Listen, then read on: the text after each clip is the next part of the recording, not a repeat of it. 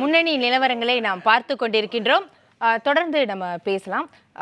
வட சென்னையிலிருந்து செய்தியாளர் கௌதம் அந்த தொகுதியிலிருந்து பேசுகிறார் நிலவரங்களை தருவதற்காக. கௌதம், வணக்கம்.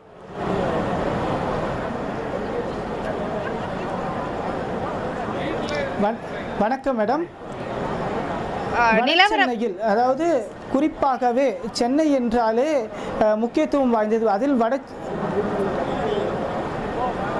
வடசென்னை என்பது அதிமுக்கியத்துவம் வாய்ந்த தொகுதியாக பார்க்கப்பட்டு வந்தது.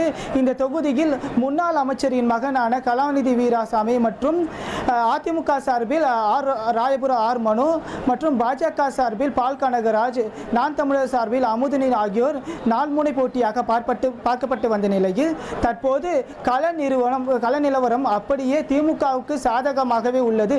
தொடக்கத்தில் இருந்தே கலாநிதி வீரா முன்னிலை வகித்து வருகிறார். தற்போது 3 லட்சத்திற்கு மேற்பட்ட வாக்குகளை பெற்று முன்னிலை வகித்து வருகிறார். தொடர்ந்து இவர் இன்னும் வாக்குகளை எண்ணப்பட உள்ள நிலையில் அதிக வாக்குகளை பெற்று வெற்றி பெறுவார் என்று அக்கட்சி வட்டாரங்கள் தெரிவிக்கின்றது.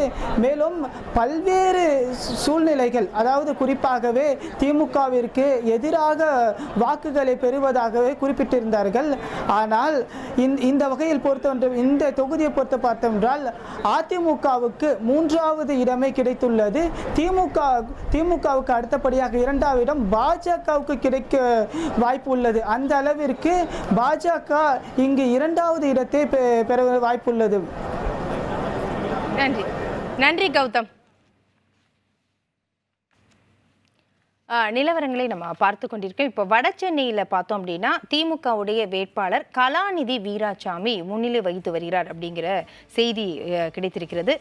பாஜக வேட்பாளர் பால் கனகராஜ் 2வது இடத்திலும் 3வது இடத்தில் அதிமுகவின் ராயபுரம் ஆர் மனு இருப்பதாக செய்தி நம்மளுடைய செய்தியாளர் தகவலை பகிர்ந்தார். ஆக 2வது இடத்தில் பாஜக அப்படிங்கிற ஒரு செய்தி வந்திருக்கிறது. இது போன்றே வட சென்னை போன்றே மத்திய சென்னையாக இருக்கட்டும், கன்னியாகுமரியாக இருக்கட்டும் 2வது இடத்தில் பாஜக அப்படிங்கிற செய்தி வந்து கொண்டிருக்கின்றது.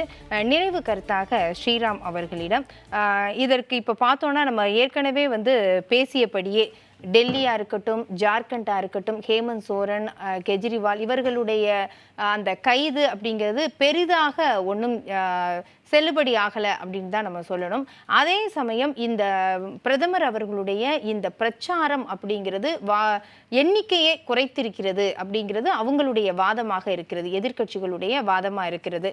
இப்போ இதை தாண்டி இன்னும் எந்தெந்த விஷயங்களில் பாஜக இன்னும் முனைப்பாக செயல்பட்டு இருந்தால் அதிகப்படியாக அவங்க சொல்ற மாதிரி 400 இடங்கள் 350க்கு மேற்பட்ட இடங்கள் கிடைத்திருக்க வாய்ப்புகள் இருக்கிறதா, அல்லது இது 3வது முறை அவ்வளவுதான், மக்கள் 2 முறை ஆட்சியை கொடுத்துட்டாங்க, இதுக்கு மேல இந்த எண்ணிக்கைக்கு மேல கொடுக்க மாட்டாங்க அப்படின்னு சொல்லிட முடியுமா? இல்ல, இதுல நிச்சயமா இன்ட்ராஸ்பெக்ஷன் நிச்சயமா இருக்கும். யூபியில் ஏன் இவ்வளோ சீட் கம்மியாயிருக்கு, அதே மாதிரி ராஜஸ்தான்ல ஒரு கிட்டத்தட்ட 12 சீட் ஏன் கம்மியாயிருக்குன்றது ரெண்டுமே ரொம்ப முக்கியமான ஒரு விஷயம். ஆனால் என்னுடைய தனிப்பட்ட கருத்து என்னன்னா, இந்த 7 ஃபேஸ் எலெக்ஷனை ஒரு ஒரு ஒரு சின்ன பின்னடைவை நம்ம பாஜகவுக்கு என்டிஏ கொடுத்துருக்கோமோன்ற எனக்கு ஒரு டவுட் இருக்குது. அதுக்கு ஒரு 5 ஃபேஸஸாவோ இல்லை ஒரு 4 ஃபேஸஸாவோ பண்ணியிருந்தால் அதற்கு இன்னொரு நல்ல வாய்ப்புகள் இருக்கலாம். இன்னொன்று இந்த மாதிரியான சம்மரில், பீக் சம்மர் நாட்டில் இந்த உச்சி வெயில் இருக்கும்போது இந்த எலெக்ஷனை தவிர்க்க வேண்டும் என்பது தான் என்னோட இன்னொரு ஒரு ரிக்வெஸ்ட். ஏன்னா ஓட் பர் சதவீதம் பார்த்தீங்கன்னா 60க்கு மேலே இல்லை, 60-62 ஆவரேஜாக பேன் இண்டியா 65க்கு மேலே இல்லை. என்னை கரெக்ட் பண்ணுங்கள் if I am wrong. So அந்த ஓட் பர்சன்டேஜ் இன்க்ரீஸ் பண்ணுறதுக்கு இன்னும் எலெக்ஷன் கமிஷன் ஒரு முனைப்புடன் செயல்பட வேண்டும் என்பது கட்சிகளும் சரி, எலெக்ஷன் கமிஷனும் சரி, ஆன்லைன் ஓட்டிங்கோ இல்லை எந்த மாதிரியான ஓட்டிங்கில் பார்ட்டிசிபேஷன் அதிகமாக இருக்குமோ என்பதை பார்க்கணுன்றது என்னுடைய, இதெல்லாம் செய்திருந்தால் இன்னும் கொஞ்சம் பெட்டராக வந்திருக்கலான்றது என்னுடைய தாட். உங்களுடைய கருத்துக்கு நன்றி. அரங்கத்திற்கு உங்களுடைய கருத்துக்களை பகிர்ந்து கொண்டதற்கும் நன்றி. தொடர்ந்து முன்னணி நிலவரங்களை நாம் பார்க்கலாம்.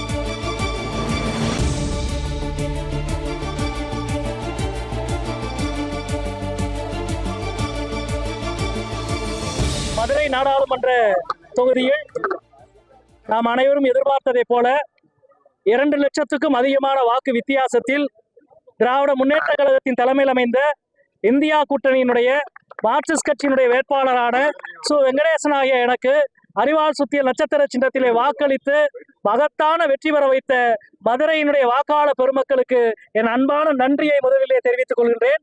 இந்த வெற்றிக்கு பாடுபட்ட தோழமை கட்சியினுடைய தலைவர்கள் அனைவருக்கும் இந்த நேரத்தில் எனது நன்றியை தெரிவித்துக் கொள்கின்றேன்.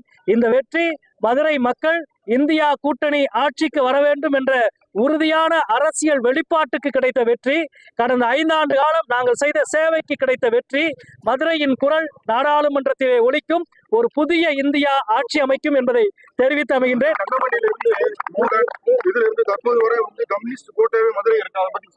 தொடர்ச்சியாக மதுரை என்பது ஒரு வலிமையான இடதுசாரி அரசியலினுடைய தளம் என்பதை ஒவ்வொரு தேர்தலிலும் நிரூபித்துக் கொண்டிருக்கிற மதுரையினுடைய வாக்காளர்களுக்கு அந்த பாரம்பரியத்தை மீண்டும் தொடர்ந்திருக்கிறார்கள். கடந்த முறை வென்றதை விட அதிக வாக்கு வித்தியாசத்தை இந்த முறை தந்திருக்கிறார்.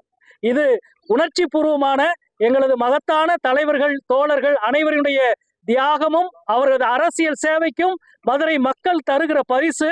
இந்த நேரத்தில் அவர்கள் அனைவருக்கும் எங்களது நெஞ்சார்ந்த வணக்கத்தை தெரிவித்துக் கொண்டு வாக்காளர் பெருமக்களுக்கு எங்கள் நன்றியை தெரிவித்துக் கொள்கிறோம். கடலூர் நாடாளுமன்ற தொகுதியில் வாக்கு எண்ணிக்கை விறுவிறுப்பாக நடைபெற்று வருகிறது. இதுவரை 13 சுற்றுகள் வாக்கு எண்ணிக்கை முடிவு பெற்றுள்ளது. குறிப்பாக கடலூர் நாடாளுமன்ற தொகுதி பொறுத்தவரை 13 சுற்றுகள் வாக்கு எண்ணிக்கை முடிந்த நிலையில் காங்கிரஸ் கட்சி வேட்பாளர் விஷ்ணு பிரசாத் அவர்கள் 3,25,585 வாக்குகள் பெற்றுள்ளார். அவருக்கு அடுத்தபடியாக தேமுதிக வேட்பாளர் சிவக்கொழுந்து அவர்கள் 1,97,288 வாக்குகள் பெற்றுள்ளார். அவருக்கு அடுத்தபடியாக பாட்டாளி மக்கள் கட்சி வேட்பாளர் தங்கர் பச்சான் அவர்கள் 1,45,738 வாக்குகள் பெற்றுள்ளார். அதேபோன்று நாம் தமிழர் கட்சி வேட்பாளர் மணிவாசகன் அவர்கள் 41,685 வாக்குகளை பெற்றுள்ளார். குறிப்பாக காங்கிரஸ் கட்சி வேட்பாளராக உள்ள சிவக்கொழுந்து அவர்கள் பெற்ற வாக்குகள் வித்தியாசமானது 1,28,297 வாக்குகள் அதிகம் பெற்று முன்னிலையில் உள்ளார். வேந்தர் செய்திகளுக்காக கடலூரிலிருந்து செய்தியாளர் ராஜ்குமார்.